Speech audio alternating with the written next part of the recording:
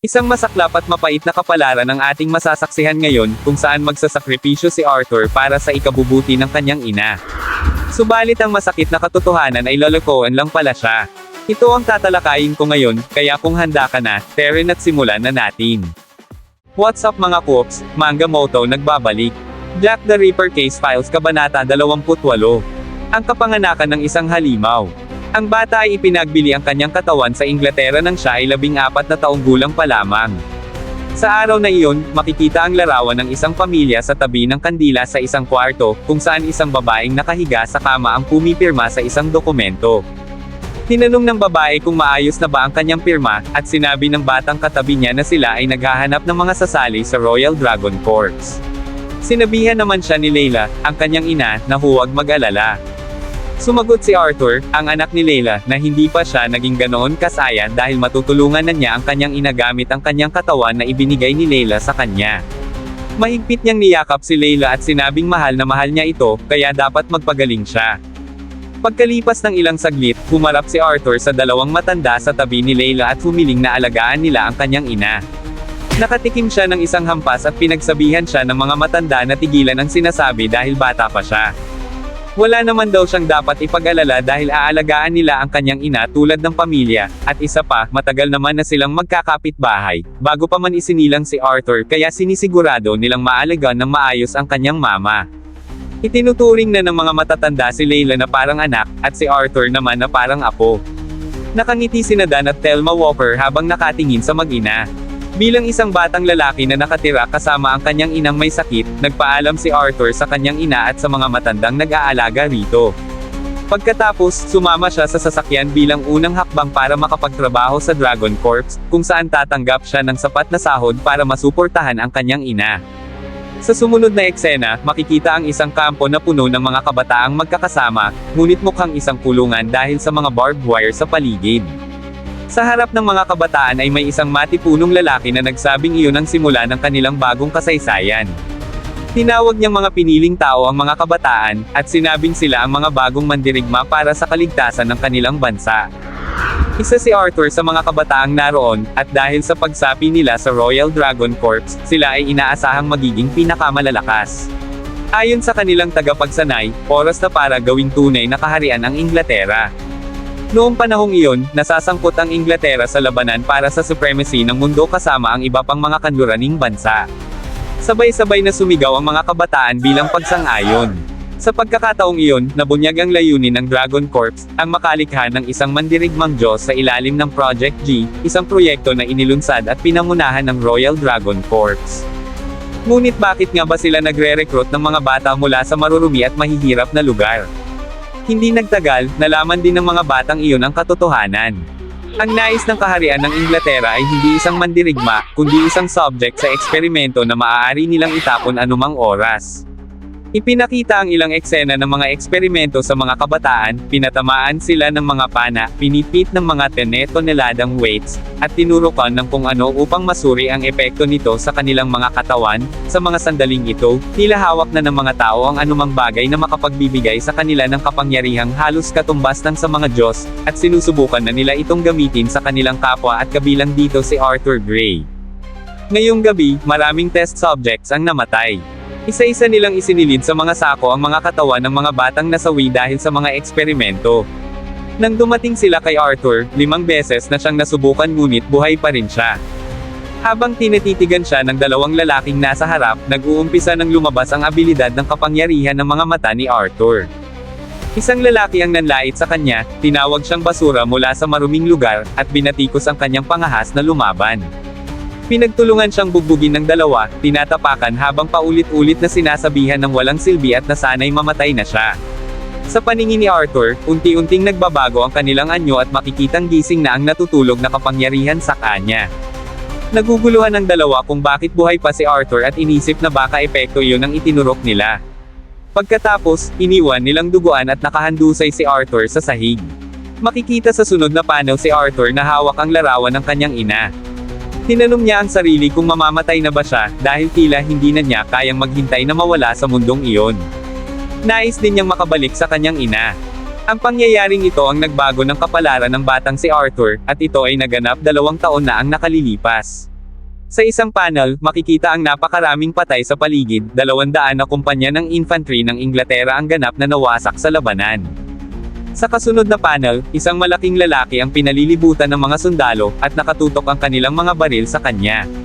Tinawag siyang isang halimaw dahil pinatay niya ang mga tao nang hindi iniintindi kung sino ang kaibigan o kaaway. Pagkatapos ng isang malalim na paghinga, umatake ang lalaki, pinapatay ang mga sundalo at sinisira ang kanilang mga armas. Matapos ang pangyayaring ito, lumitaw ang ilang kabataan na mas matanda na at sinabihan sila ng mga opisyal na sumunod. Isang lalaking may tato ng unicorn sa dibdib ang nagtanong kung makakalabas pa sila sa pasilidad. Isang babae na may tato ng pusa ang sumagot na kung makakapasa sila sa susunod na eksamen, magiging bahagi sila ng espesyal na puwersa ng Royal Dragon Corps.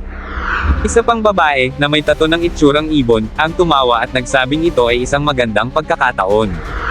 Isang lalaking may tato ng phoenix ang nagsabi na kahit na may higit sa 100 tao sa paligid, pakiramdam nila ay nag-iisa sila sa kanilang paglalakad.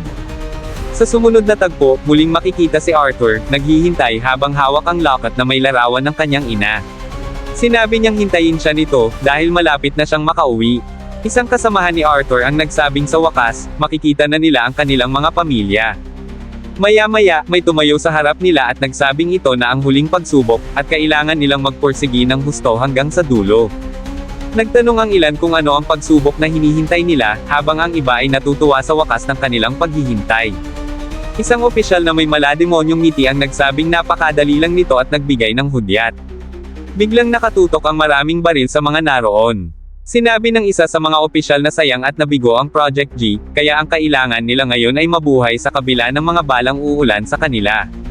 Paglalahad ng isang opisyal, may ipinadala silang test subject na kagaya rin nila sa labanan noong nakaraang buwan, ngunit ito'y nawalan ng kontrol sa sarili at pumatay ng walang pakialam kung sino ang kaibigan at sino ang kalaban. Galit na galit ang opisyal at sinabi niyang ang mga naruroon na test subject ay mga walang kwenta at sumisira sa kanyang karera, dito na iniutos ng gobyerno na wakasan ang lahat ng mapanganib na subject ng eksperimento. Ang ipis noon ay ipis pa rin ngayon, dagdag niya, dahil pinulot lang niya sila mula sa squatter. Habang nagsisigaw ang opisyal, napaisip si Arthur kung ano nga ba ang nakikita niya. Parang may kakaibang mga kulay at anyo, at nakaramdam siya ng pagsusuka. Sa mga oras na to ay walang kaalam-alam si Arthur na gising na ang kanyang kapangyarihan at sa sumunod na eksena, ang iba niyang mga kasama ay nagsisigaw, nagtatanong kung para saan pa at bakit sila pinatagal sa lugar na iyon kung ganun lang rin naman ang tingin sa kanila. Sabi nila, hindi dapat magpakahangal ang mga opisyal at dapat na silang ibalik sa kanilang mga bayan. Di na nakapagpigil ang isa at tumalon papunta sa opisyal para ito ay atakihin, ngunit sinigawan siya ng opisyal na tirahin na ang mga kabataang ito. Pinagbabaril ng mga sundalo ang mga kabataang ginamit sa eksperimento, at namatay silang lahat. Sinabi ng isa sa mga opisyal na tirahin nila ng maayos ang mga halimaw na iyon. Pagkatapos ng pamamaril, wala nang natirang buhay sa lugar na iyon, puro mga bangkay na lamang. Kahit nalipol na ang mga kabataang ineksperimentuhan, ang bansa ay patuloy na nagkukunwaring walang naganap. Parang walang katotohanan ang lahat, at ang tanging pagkakamali sa kalkulasyon ng kaharian ng Inglaterra ay ang eksperimentong ipinagmalaki nila bilang tagumpay. Pagkatapos mailibing ang mga bangkay ng mga batang napag-eksperimentuhan, may lupang biglang umusli mula sa libingan, at isang kamay ang lumitaw mula rito. Lumabas si Arthur, at nang paglingon niya, puro apoy na ang dating pasilidad na kanilang pinanggalingan. Mula sa pasilidad na iyon, naglakbay si Arthur patungong bayan para makauwi sa kanyang ina. Ngunit pagdating niya sa bahay, wala ito sa higaan. Maya-maya, narinig niyang may tumatawag sa pangalan niya. Nang lingunin niya, nakita niya sina Dan at Thelma Walker. Nagulat sila na naruroon si Arthur, dahil ang balita ay namatay ang lahat ng batang nag-apply ng trabaho doon dahil sa isang aksidente. Sinabi ni Arthur na may narinig siyang boses kaya siya naroon, ngunit agad niyang hinanap ang kanyang ina. Tinanong niya ang dalawang matanda kung nasaan ito. Sinabi ng mga matanda na hindi nagtagal matapos umalis si Arthur, namatay si Layla.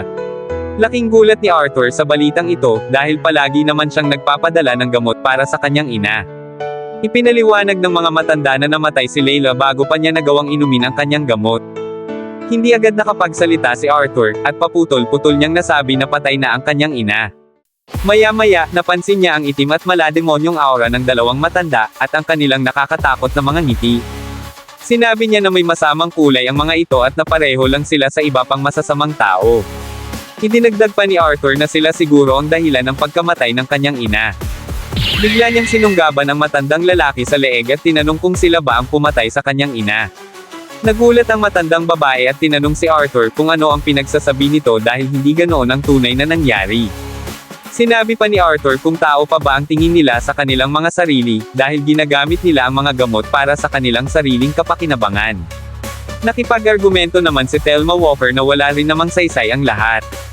Pagkatapos, tinutukan ng matanda si Arthur gamit ang baril at sinabihan siya na huwag mag-alala dahil ihahatid siya nito sa kanyang ina. Pagbaril ng matandang babae kay Arthur, laking gulat niya nang tumalbog lamang ang bala sa balat ni Arthur. Tinawag siyang halimaw ng matandang babae dahil sa nangyari.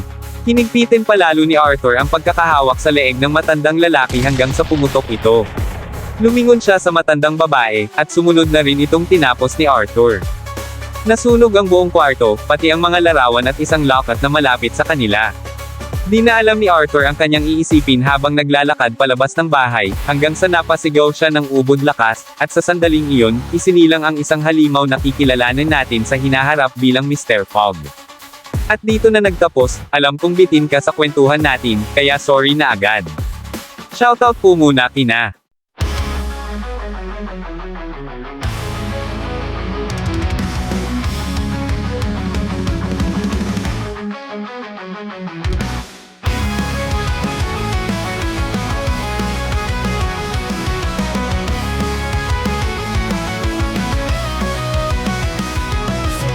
mapansin sa digmaan,